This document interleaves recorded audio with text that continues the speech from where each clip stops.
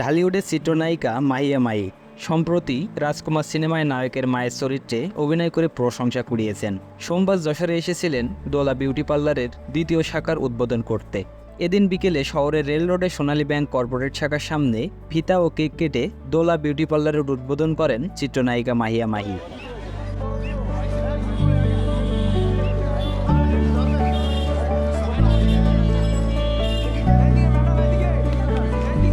এ সময় তিনি বলেন, যশোরে অনেক বছর আগে সিনেমার শুটিংয়ে এসেছিলাম। যশোরে আবার আসতে পেরে অনেক ভালো লাগছে। এ সময় উপস্থিত ছিলেন জেলা women chamber of commerce and ইন্ডাস্ট্রিজের সভাপতি তনুজা রহমান মায়া, নারী উদ্যোক্তা বাশিরা মোর্শেদ, তৃপ্তি সিদ্দিকা, নাসরিন হোসেন, শারমিন জামান, কানিজ রেজা প্রমুখ।